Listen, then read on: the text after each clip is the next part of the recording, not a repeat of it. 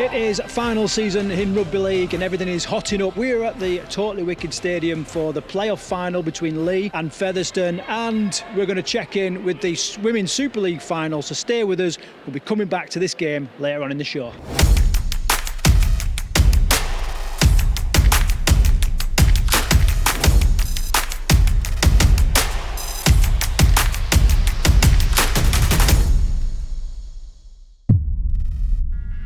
Okay, welcome back to the Rugby League Outsiders set of 6. We've had quite the weekend, Carl, in terms of Rugby League. Loads of stories. How's your weekend been? Busy, as always. We're getting plenty of mileage in that van now these days, heading back up north every other week. But it's finals month, I suppose, isn't it? You know, there's a lot going on. Women's grand final, men's grand final, national finals, wheelchair finals. Yeah, so we got to get amongst it all. Yeah, so loads of really interesting stories. In fact, too many for just 2 sets of 6. More on that later on. But the first thing I want to start with is that, we've got to start with that Joe Burgess interview following the league game. Yeah, so I've brought this down as tackle 1. Did he get it down? Didn't he get it down? I mean, I watched the semi-final. First of all, let me just say, the semi-finals were brilliant this weekend, especially the Hull KR Warrington game. And a lot of people are sort of saying that this decision has influenced the match. I don't think it has. So, explaining it, Burgess went down. He looked like he'd scored. He went up to the video referee. It was given as a try on the field of play. Liam Moore said it was a try, but he's sending it upstairs to check it. And this opens the whole debate amongst the video referee again. So you couldn't clearly see on the video ref if he scored or if he didn't score. I don't know. What are your thoughts on it? Did he score? Didn't he score? Well, we may not actually know. Well, actually, we do know. Well, we know it went down as like points on the board, but in terms of like whether he touched on the line or whatever, we could debate it for days and days and days. Yeah. And there's lots of people sort of saying that this rule needs scrapping, and the referee this and the referee that. Now we spoke to Liam Moore last week. We had quite an in-depth chat with him, and he told us about the kind of thing that he's having to process during the game, and I know that's what he gets paid for, and I know that's what he's trained for, but I do wish people would just get off the refs' backs a little bit, because it is an incredibly tough job. Now, you asked me, what was my thoughts on it? My thoughts were, on the pitch, regardless of who saw what, said what, did what, whatever, Liam Moore felt confident to send that up as a try on the pitch. Yeah. Like that's the be all and end all. Yeah. We pay him to make those decisions, like we say. Of course, they can make mistakes and all that. That was the decision that was made. Then, for going through the process, the video referee could not establish. He couldn't find enough to overturn that decision. Therefore, the try stood. Like there is no issue with it. No, I don't see any issue at all. I think it's the system we got in play. I think works. End of story. What I think a lot of fans are getting the backs up about is like they're saying, "Oh well, that influenced the game." It didn't. It's just how do we call it? The rub of the green, I think, is how you described it earlier. Warrington didn't do enough to win that game. Hull KR deserved to win that game anyway. So I don't see how it's influenced the game in any way, shape, or form. Talking about, I don't know how would we describe it. Joe Burgess' interview after the game, so he went, "Oh yeah, I scored," and then Pinocchio knows. Do you think that was unprofessional? It made all the headlines, didn't it? Yeah, it did. It gave us something to talk about. I think his actions as a player is one thing. You know what I mean? I didn't think the pundits' kind of reaction to it was particularly professional. Yeah, they was laughing their heads off. Like Joe Burgess, all right, he's got his media duties and all that, his obligation to go and speak to the media, but he's not kind of being paid to like be a broadcaster or a pundit or anything like that. He's just doing a guest interview, similar to when we do interviews. Check them out later in the show. But you don't really know what's going to come out their mouth. You really don't. No. However, the pundits, Sam Tompkins, Sam Tompkins, well, they all laughed. You know what I mean? Well, yeah, Carney quickly started climbing back up his own ass, I noticed. Yeah, so, there were lots of stuff going on there. Personally, we all had a laugh. And for those Warrington fans and other fans that felt like they'd been dealt a bit of a shit blow, it hurt. But like you say, sport is like this. You know what I mean? I remember a boxing match where a freaking paraglider landed in the middle of the ring. Like, you just can't legislate for stuff like that. Things happen, you know, and unfortunately, sometimes it goes against your team. I'll go another example. Right? Remember when Leeds were playing Bradford? Yeah, but they didn't go to the video referee for that. I know what you're going to say. You're going to say Magic Weekend, Cardiff. Yes. He kicked for the goal. Everybody was 20 yards offside. Yeah. And they scored it. But yeah, but that was just Steve Garrison just refusing to use the video referee. No, but what I'm saying is these events, you know, they do happen and it hurts and you feel like an injustice and all that. Well, yeah, this is sport. This is sport. I'm still feeling that one now, mate. Yeah, I think there's bigger problems in rugby league to sort out than Joe Burgess doing a Pinocchio sign on the TV. Yeah, right. So the talking point, I suppose, with this, right, have we got the correct system in play for the video referee? Because we've used loads of different systems, and every version, fans find a problem with it. So I think initially when we had the video referee, there was no on-field decision. They just went up to the video referee and didn't they? The video referee made a decision on what he could see. So in that case, I don't know. Would he give it a try? Would he not give it a try? Who knows? No, it would have been, well, it'd give benefited. No. But the referee didn't used to make an on-field decision. So it used to be solely down to the video referee making a decision on what he could see. Yeah, but he would always give benefit of the doubt to the attacking player. No, but that came in later. I was going to get to that. Oh, right, okay. So then we switched to a system where the benefit of the doubt always went to the attacking player. Attacking side. And people didn't like that because they just used to moan that, no, he didn't score that try, so that didn't work. I think I think there's been other variations as well. I personally think the system we have now works. I think you give it. It's the referee's call. It's only overturned if there's sufficient evidence to say it wasn't a try. Or I personally think the system we have works at the minute. And there's always going to be talking points like forever and a day. Yeah, I think there's a bit of assumption here as well. Like, people are saying they're assuming that Liam Moore didn't see the ball touch the line, right? They're just kind of assuming. Like, I don't think it's not been reported or he's not stated that he didn't see the ball touch the line, or one of his touch judges didn't see the ball touching the line. I think lots of people out there going, well, there's no way the ref can see. Well, you don't know, but all I know is on the pitch, he thought, whether it's from a message from his touch judges or whatever, that this deserved to go up as a try. And that's the way it is, you know what I mean? It's just the way it is. So, but it is a tough talking suck point. It up. Well, it is a little bit of suck it up. But like you said, I think if Warrington had played out of the skin and would have won that game convincingly, fair enough. That they've had a bit of a shitter there. However, I don't think that was the case. I'm not saying they were terrible. They weren't. And over the course of a season, you'll have some go for you and some go against you, and that's just how it is. Yeah.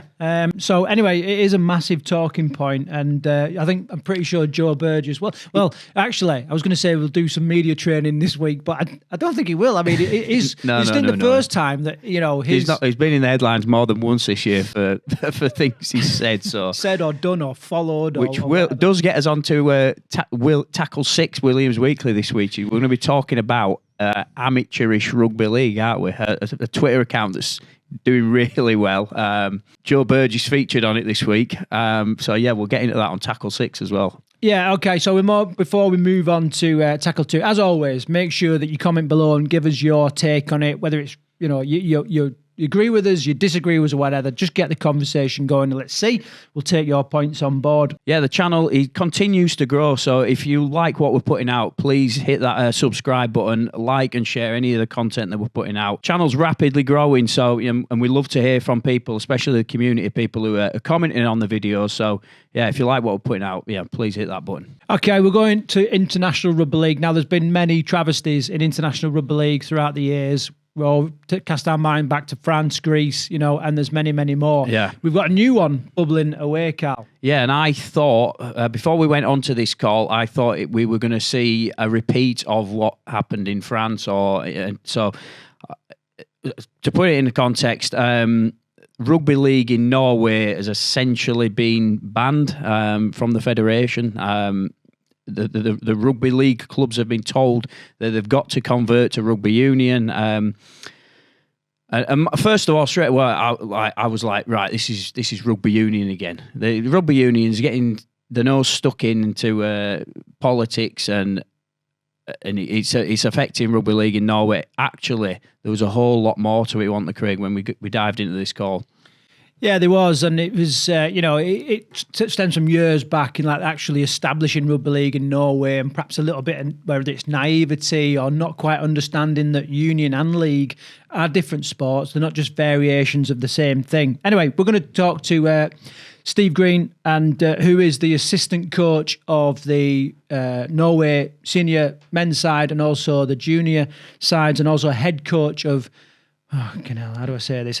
Haugesund Seagulls, right? I hope I haven't butchered that. I think you got that actually, mate. Yeah, nice one. Check it out. Fill us in on what's happening from your side. Yeah, so basically this goes back to around 2011-12 when the game was sort of formed in Norway. Yeah. Now the way Norway works in terms of its sports infrastructure, it's very bureaucratic. There's a lot of rules and regulations that you need to comply with.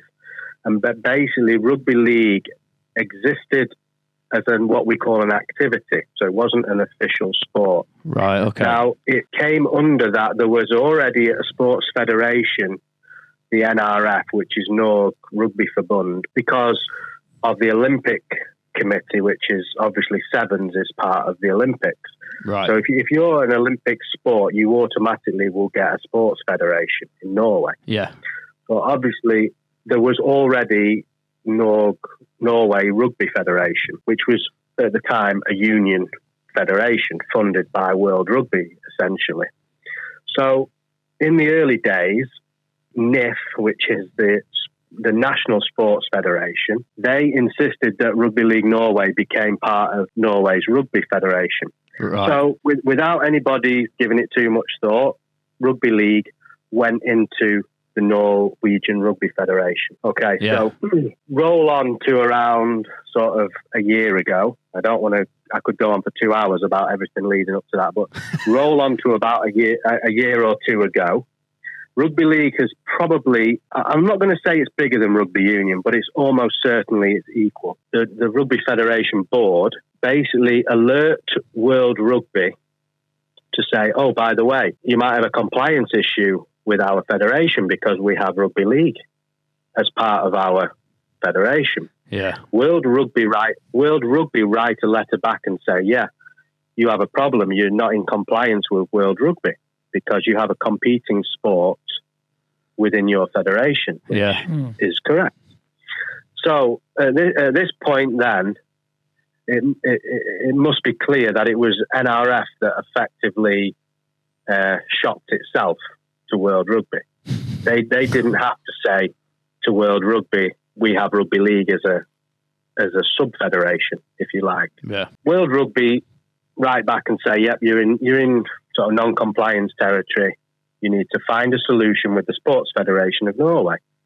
So the World Rugby, quite rightly, they didn't, say, right, get league out by any means necessary. World Rugby were quite common sense and said, okay, it's not right, but, you need to find a solution within your country. So basically what's happened there is NRF have basically realised that the league clubs can have a say on the board of a union biased federation, effectively. Yeah. So they then issued us with a cease and desist letter a year or so ago, which basically said all the clubs have to convert to union or you will be expelled from the federation. So this was challenged legally, and in Norway we have things like committees that check that committees are doing this right, and a committee is checking that committee is doing things right. So it went through quite a lot of bureaucratic processes, and it was my understanding at that point it was deemed to be illegal to do it, and then it was sort of went quiet for a year or two. Right. Obviously, in the meantime, NRF have gone back to the Sports Federation, squared everything up legally, and then they issued us with a cease and desist letter again just over 1 month ago. Said you've got 30 days to convert to union or your club is removed from the federation. So it's very messy. In terms of national teams, so in terms of the senior national team and the youth national teams, it's my understanding that nothing is affected because we have a separate federation that is with ERL and IRL that sanctions us to continue nationally. So we can play international games. That's not affected as I understand it today. Right. The issue comes really at a grassroots level. So the issue is with grassroots clubs, effectively clubs like my club, booking a grass pitch, for example, we have to have registration numbers. We have to show that we're an approved sport within Norway. Otherwise you're basically just an activity. You're just a group of people who exist and want to play a sport on a field. It also has implications with insurance. If you're playing series games, league games, let's say, how are we insured? Our insurance now, because it's not through the NRF, we now have to, think about that. And so it has implications at grassroots levels for the league clubs. It's no league club, as far as I know, is agreeing to convert to union. It's just not a viable option. Who's to blame? Probably a little bit of everybody within everything. I feel a bit let down in terms of that the way NRF issued the cease and desist, it was issued on the presumption all these clubs will just convert to union. I don't know what the worry is. Whereas if they would have supported Rugby League to get a federation of its own, when World Rugby sent the letter a year or two ago, we wouldn't be in this position. But I kind of get the feeling that the Rugby Federation have been using the Rugby League members as to sort of show World Rugby, well, yeah, we've got 1,500 members, but really 500 of those members are league members. So they've kind of used us where it was suited for them. And then once they've realised that there could be a power shift in terms of league being a bigger game, they've kind of annexed us out in a way. If you zoom right out, what is the common sense solution to this? The common sense solution is that we get our own federation. But the problem is NIF, the sports federation in Norway, they're not making new federations now. So what they're basically saying is they're not understanding that rugby league is its own sport in terms of it's as different to rugby union as basketball is. Yeah. The only similarity is the shape of the ball, okay? And they're not. They are the sports federation here are thinking that we're like 7s, 13s, 9s, 15. Yeah, it's a variation of the game. Yeah, yeah, and they're not understanding, probably because the game's not big enough here, that we are a standalone sport. So what's immediately going to happen? I mean, where are you in terms of your seasons for grassroots rugby and things like that? Are you essentially going to be operating almost illegally within the country? Or, is there any plans, immediate plans? So our season finished on Saturday. We had the grand final. Right. Lillestrøm beat Sandnes over in Lillestrøm. So our season is finished. In terms of, let's call it like the Greece scenario, where a few years ago Greece were playing games in the middle of the night and all this kind of thing. It won't be at that sort of level. We will continue our activity as we have done. For example, in Haugesund, we had a sort of unapproved nines competition. So we didn't get any backing from the federation. They didn't approve our nines tournament, let's say, but we still had a nines tournament. We still had insurance. Everything was done legally. We had sponsors, and that tournament existed without any problems. We flew referees in from the UK. We did everything correctly, and that went along just fine. So I think we will still exist. And I spoke to the president this morning for an hour. She's working, meeting other federations, trying to find solutions. I don't want to say it's all doom and gloom, but it's not a great situation to be in.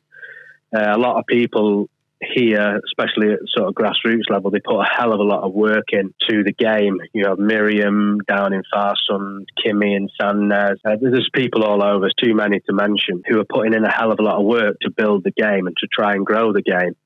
So for those people, it's kind of like a kick in the teeth, because they're only interested in the game of rugby. They're not interested, like I'm not interested in all the politics. It's a waste of effort. You know, you just want it to be sorted out. Obviously, getting interviews and researching topics like this, plus the quality of production, does take a lot of resources. Now, in order to help with that, we are on the verge of launching a membership site for the Rugby League Outsiders, where people will be able to contribute through Patreon, a website that helps support content creators and YouTubers to do their thing. We're going to be launching that in the next sort of week or two. Now, we'd very much like to get your input. We believe that feedback is the breakfast of champions.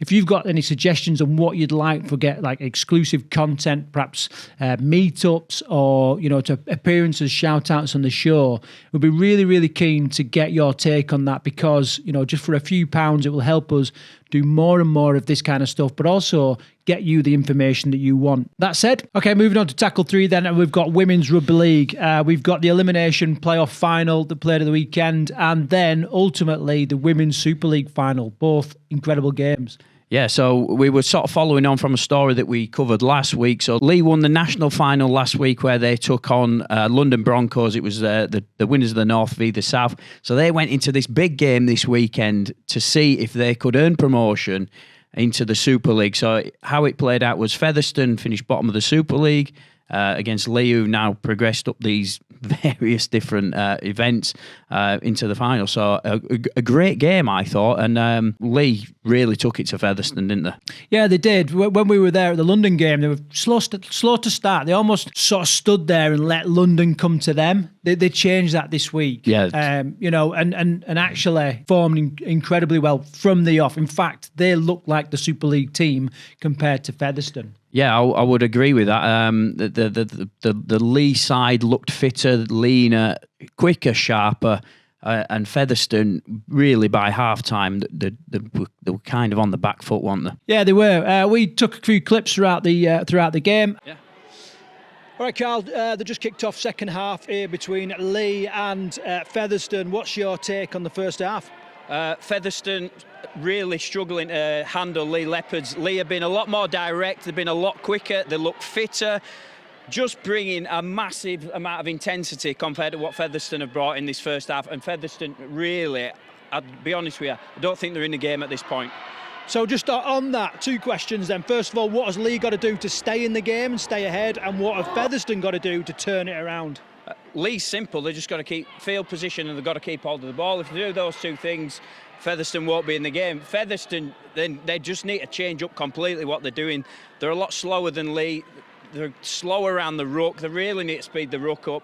And the defence has been a little bit weak as well. So they've got a lot to fix up of Featherstone if they've got to stand any chance of getting into this game. Really exciting to the finish there. So, Carl, what was the tale of the second half? Featherstone worked their way into the game, which surprised me a little bit. Their hooker really took charge, started making some inroads forward. A little bit of fatigue from the Leigh side, I thought. They started to get tired, but then they really worked their way back into the game. Charlotte Melvin in the middle of the pack, incredibly, worked really hard. Just got the Leigh forwards on a bit of a roll, and then they started working it out wide and inevitably came up winners. I think it were 34 points to 16 the game finished up. Yeah, incredible from Leigh. They've gone the season entirely unbeaten, and we did wonder what the new structure to the playoff system, what effect that had on them throughout the season. I don't think the structures allowed us to gain confidence. It was almost mission impossible, I think, when we looked at it beginning of the year, to know what we had to go through in terms of the amount of games we had to play.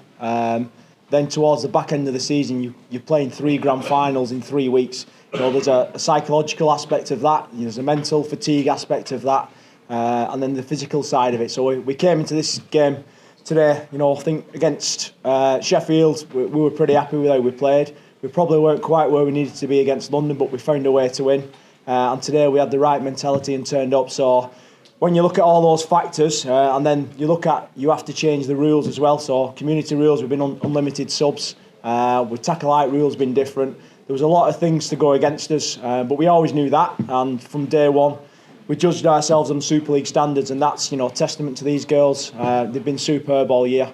So I won't say the 3 grand finals give us confidence, but we've worked hard to get here. We've earned the right to get here, and we deserve that result today. Great talking to Kieran there and Charlotte Melvin as well. So, Carl, you had a comment during the day about the standard of London and Featherstone. The Super League, there's a big divide in the Women's Super League at the top. You got the top 4 teams, your Leeds, your St Helens, York and Wigan, and then the bottom sides are a million. They seem like the miles off the top 4 in Super League. Now, yeah, somebody mentioned to me like what I thought of the quality of what we was watching, and I'll be honest with you, I think London the week before gave Leigh a lot stronger game than Featherstone did. So I think there's potentially teams in the south now who really need to be getting up to that level of Super League, really, because I think it's a little bit unbalanced Super League. I think there's teams in that Super League now who really, if it was like a national competition, I don't think they would be up there. That's my personal opinion.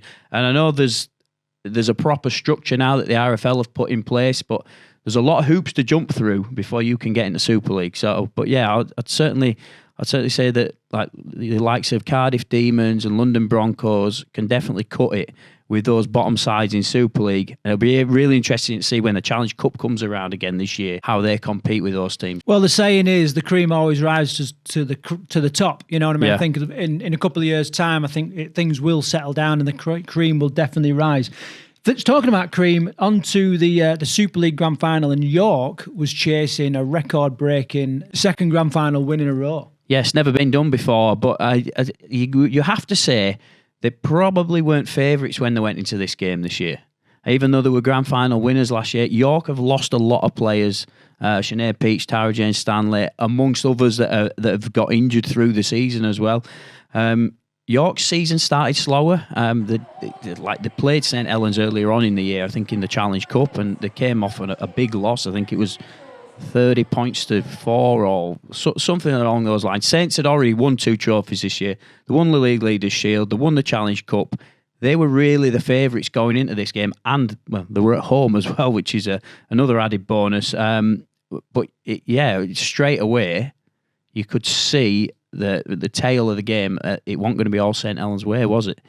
No, it weren't. I mean, straight from the off, there was lots of big collisions, big drives, great passing, great skill on show. Yeah, I think the overall tale of the game is that York just identified a little bit of, I won't say weakness, because in the past that side has been pretty stable, but the winger on the left hand side for Saints there was just having a bit of a down day, and they just peppered her all day long. I think you've got to say that there was 2 things I took from it. I think York's defence was better than St Helens. It was quicker up the middle, and it shut down the ruck quite quickly, and they were putting massive hits in.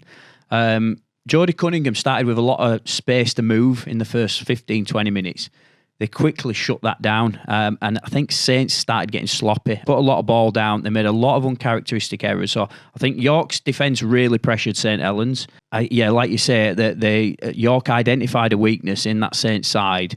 They were putting the high bombs up, and St Helens, they didn't handle the high balls all afternoon, and essentially that was, I thought, the difference between the 2 sides. I completely agree. I love the fact that the way that York was just celebrating so many small wins as well. The big tackles, courageous efforts. I think when Kelsey Gentles went onto the pitch, she definitely stirred things up, made a few errors and cost a couple of penalties. But just brought a passion and drive that, it was clear to see. Yeah, so she gave a couple of penalties away before half time, didn't it? Which allowed Saints to go in 2 points ahead at that half time. But yeah, in that second half, she just powered over that line. She was like a wrecking ball once she's in the middle of the field. So great game by York.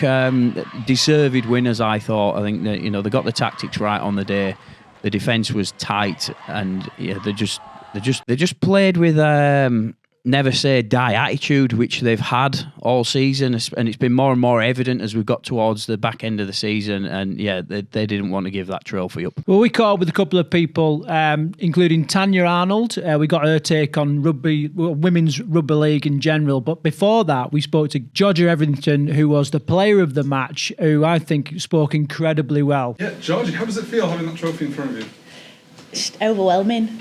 Did not expect it at all, to be honest. It could have gone to any one of them girls out there. Everybody's put everything on the line today. After taking time out to have a baby, I knew it was going to be difficult, and my attitude coming back in has always just been, put me wherever, and I just want to play rugby.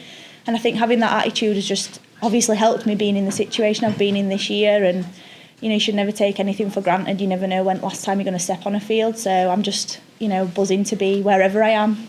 6-7 years ago, you were playing on, Castleford Rugby Union ground with 100 people watching you. What's it like now, live on Sky Sports? You've got it's incredible. The way the women's game's improving, and the exposure that we're getting, it's just fantastic, and it's great, especially for the girls who are yet to step on a field. In the first few big finals that you were involved in, obviously you came up short. What has changed since then? Now that you've gone back to back, I think this year especially, it's been a massive mentality battle, and losing key players and having a turbulent season. We've had to dig deep, we've had to stay together, and I think our bond is stronger than it's ever been before, and that's really got us through and got us to where we are today. And Carl, what did you take from the comments from Georgia Hetherington? Well, yeah, like you said, she spoke really well. Just the fact that she'd been asked to play in different positions all year, and essentially, I didn't really spot it to start off with. She was playing like a hybrid role, wasn't she? Fullback and hooker. And what I took from that, I was like, if my coach ever asked me to play fullback and hooker, I was like, no way, man, that ain't happening. So yeah, it takes an incredible athlete to be able to do that. Defending at fullback and then coming in at hooker on attack, you've got to be incredibly fit. She had a great game. She was just a menace all afternoon. She's so slight, but she hits so hard, and she's like a battering ram, and she's taking that ball forward. Yeah, and we saw a definite change in women's rugby league this year. Absolute scant regard for their own safety and the protection of their own bodies, which it was just awesome. Actually we checked in with Tanya Arnold and got her take on it as well. Right, I'm here with Tanya Arnold post-game. Tanya, just sum up today's game for me. Well, just tense. I mean, wasn't it tense? York Valkyrie have had such a difficult season. To come out and do that is a really, really special performance. And I know Kelsey Gentles very well. She was on a podcast I do during the week. She's got one ligament left in her knee. You're meant to have four. She just scored a try that you just shouldn't be able to score. So, yeah, incredible game, but tense, really, really tense. The women's game, we've really seen it develop over the last couple of years. I saw you here last year. Compare this year's game to last year's game. Very different in that, York were favourites last year. They were very much underdogs this year. And obviously they were on her home turf over there against Leeds. I think there was a lot more emotion around this one because you've got various big name players retiring. Obviously Tara Jane Stanley watching up, and there a very pregnant Sinead Peach. I was a bit worried she was going to give birth. So I think different emotions around it, and that's what make finals, I think. And I think particularly with the women's game, some of the stories that are behind these women is absolutely incredible. So it is growing. We've had a record crowd. You've had 4 really strong teams this year. I'm hearing really good things about a couple of what the other teams are going to do. So, it is growing, it's getting bigger, it's getting stronger. And just quickly looking forward, a lot of these players are going to be representing England. What do you think England's chances are when they start coming up against the Aussies next year? Honestly, I think it's going to be really, really tough because they play full time. Not all year, but for the 6 months of the year they play full time, and that makes such a difference to them. So I think it's going to be tough. We've got some amazing players. I wouldn't be surprised to see a couple of the players who've been out there today going over to the NRL, and that will help us to close the gap, just to give them that full-time environment. So I think it's going to be really tough, but yeah, they've got hearts to steal, these girls. They'll try their hearts out. Okay, well, there you go. Expert analysis Thank you very much for joining us. Cheers for that. Okay, great words from Tanya Arnold there. Okay, moving on now to tackle 4, and a Midlands team hit the Challenge Cup for the first time. Yes, so Telford Raiders have been entered into the world famous Challenge Cup trophy for the first time. Great for Midlands rugby. As we keep saying, Midlands rugby's on the rise, and Telford Raiders just rewards for they won the Midlands League. They were sort of given the Harry Jepson Cup because other teams couldn't raise sides. So, a perfect season for Telford Raiders. And great that we're going to have round 1 of the Challenge Cup in the Midlands.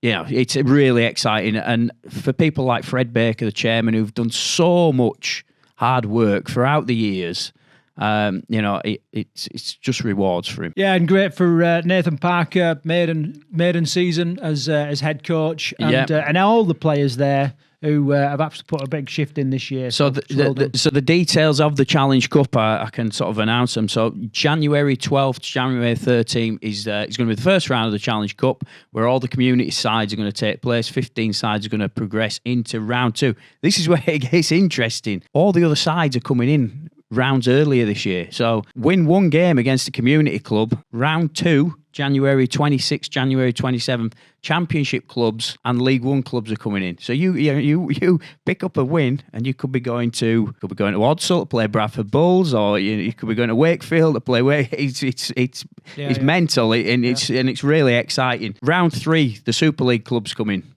So you could right win round 1 against a community club, get drawn against a community club in round 2. You're on your way to Wigan in round 3. You know what I mean? I think it's really good what the Rugby League have done. Obviously, community clubs and League One clubs are going to struggle against Super League clubs. But it's a carrot that's been dangled, and I think this is a great thing. So the Super League clubs will come in round 3, but they will only be able to play away fixtures. Yeah. So, any of these League One Championship clubs, community clubs that draw a Super League club, what a payday that is. Well, it's a massive commercial benefit for and PR benefit for the lower league clubs as well, isn't it? You know what I mean? And obviously it will reward hard work and what have you as well. Get to play some of these big names potentially, big teams, and on their own doorstep. So, like you say, payday could set some clubs up for the rest of the season. Yeah, March 24th is round 4, and then we get into the quarterfinals, April 6th and 7th. Semi-finals May the 11th, and the final is going to take place on the 7th of June. Okay, and talking about finals, interesting news about the grand final just coming out. Yeah, so breaking news, the grand final is going to be held at Old Trafford until at least 2027, and that will be the 30th Super League grand final. Theatre of Dreams, it feels like it's its spiritual home now, the grand final at Old Trafford. I don't know what you're... Yeah, it's synonymous with the Super League Grand Final. Everybody knows it's Old Trafford. Geographically, it's in the right place. Capacity-wise, it's got the ability to add more seats, as we can see from the way Hull KR are selling tickets in a minute. And we're heading for a sellout of this year's Grand Final by the looks of it. Yeah, so it's definitely right. I mean, the only other place I would say out of some kind of like similar effect would be Wembley, but that's just in the wrong place, and that's always Challenge Cup. Too big.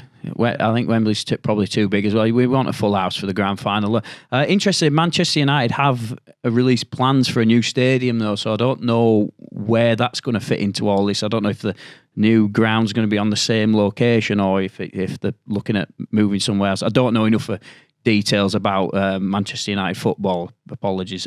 If it wasn't to take place at Manchester United at Old Trafford, say Old Trafford's not available in a few years, where would you like to see it take place? Do you know? I think it's got to be a location in or around the Heartlands that's not particularly a hotbed of rugby league. For example, so Manchester, I know you got Salford, you've got Oldham, you got Rochdale, teams on the periphery, but there isn't like a main Manchester club, is there? So I don't know if there's another place. Well, it could. The one that stands out to me is Manchester City. It's the Etihad. Oh well, yeah. We had the Magic Weekend there. That was really popular. There's a whole village going on around the outside of the ground. Stadium's still the right sort of size, and they're extending it at the minute. The RFL headquarters are there, so they don't have to walk over the road. Yes, if it wasn't at Old Trafford, I think at the Etihad would be a perfect place to have the grand final. Okay, there you go. Moving on to Tackle 6 then, and Williams Weekly. So what I want to talk about this week is there's been a bit of a furore on X this week, triggered by an account. Well, it wasn't actually. It was triggered by the actions of a club, a personality. Amateur Rugby League. But picked up by a profile on X called Amateurish Rugby League. Now, this is a channel I know you like. There's an account I know you like to follow, Carl. Yeah, I've been following it for years, and it just makes me laugh. But I think we said this before. I almost wish it didn't exist. Yeah. Because it points out the failings within rugby league or of rugby league clubs. Unfortunately, it's got way too much content. It's every day there's something goes on this account. So yeah, there was a bit of a spat this weekend on there, and I just thought it was worth discussing it really. Yeah. So the question is, this is the question. So is what I've termed social accountability. So this idea that a social media profile can hold the sport to account, is that a good thing or a bad thing? And I'm sure there's, and really we understand that there's probably a benefit. One of the issues that was brought up was that, because this count is anonymous, you can't really have a conversation. Now, I don't know if the account's there to have a conversation with. You know what I mean? I don't know whether it's just holding up a mirror, showing where we're kind of getting things wrong. Carl, give us a couple of examples that have been memorable for you over the last few weeks, few months. The England Rugby League training shirt that's got, well, this is like this week. The England Rugby League training shirt has got Leigh Centurions written on it instead of Leigh Leopards. I thought that was comical. And that's just this week. That was like 2 days ago. This is where you insert that clip from their playing or whatever, is that where everyone starts slapping their head like. and I think when I don't know who it was, but it was Leigh Leopards. Twitter account was basically going into a meltdown, and it was like basically offering fans out for a fight and stuff like that. I was like, what on earth's going on here? That's just a few. It was like, well, there's hundreds of them, mate. Well, Leigh's been on there a couple of times. There was one time when Derek Bowman was giving shit to his own like social media accounts, like who the fuck is updating this feed? He was out. I think they were plouting bloody south of France or whatever, weren't they? And it just weren't getting a very good thing. Anyway, so there's loads of different stuff. It started. This account. I saw a tweet from him earlier. Basically said it started it when a club was holding a meat raffle. And I thought that was amateur, and I wanted all clubs account for ever since then. So yeah, was that as a pro club was holding a meat raffle? Yeah, trying to raise money. So that's the kind of the question. Hang on, I've just thought of another one. You've got me going now. What about the Rob Burrow tribute flags? It had a spelling mistake on it. Huge banner all over the TV. Really poignant, emotional game, and it had a spelling mistake on the banner. Yeah, I mean, it's just shocking. But this is the thing; it is shocking. So the question, Carl, then, and I just want to get your take on it. Then, is it good for the sport, or is it not? No, it's good for the sport. Yeah, you're holding people to account, and I think what people have said is this is what IMG should be doing, which they should be. But sometimes I think maybe if you just want people to act quickly, you just embarrass them a little bit on social media. Essentially, these are professional sports clubs. If you're a professional sports club, you've got to behave like a professional sports club. You won't see this from a Premiership football club or even League One or League Two football club. So the fact that we have all these gaffes in rugby league need eliminating it as quick as possible. So I think it's good. I think it's really good that this account exists, and it doesn't cross the line. I don't think it crosses the line. It doesn't.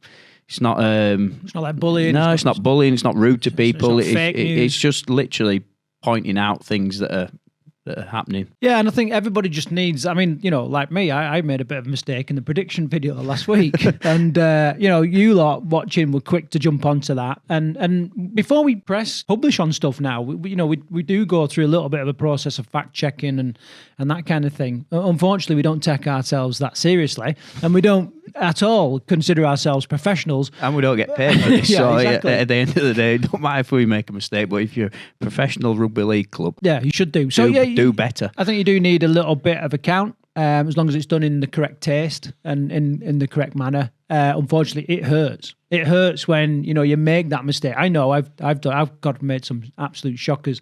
I've taken some stories about mistakes that I've made, and it really does hit you hard. So no wonder people get a little bit sensitive over it. Anyway, what's your take on it? What do you think, Carl? Any final words? Just thank you to everybody that continues to support the channel. Our grand final prediction video is now on the YouTube channel. Look, this is one of our most popular videos now. We're sort of getting 4,000 views a week on this video. It is the grand final video, so it's the sort of final one of the Rugby League series for this year. So yeah, go and check that out for a bit of insight. And Craig, what else have we got coming? Yeah, we're gonna introduce a couple of different content streams. So we're going to produce a newsletter to your email inbox, which we're going to call the Six Again, as you can you see the idea of where the Six Again comes from. So it's this week there's been so many news stories that we wanted to get into, and we just didn't have the capacity to do it. So by putting some of those links and commenting on those stories in a newsletter, we just thought that's a great way of meeting you with interesting stories in a different mode, if you like. So you can sign up to that. Comment below if you're interested. And we're also going to produce a video that we're going to call the Team Sheet. This is stats, figures, interesting stories around up-and-coming games. All right, so this is going to come out probably on a Thursday. So you'll get, if stats are your thing, if interesting stories and player landmarks and stuff like that is your thing, then that is definitely a video to watch out for. So until the next time,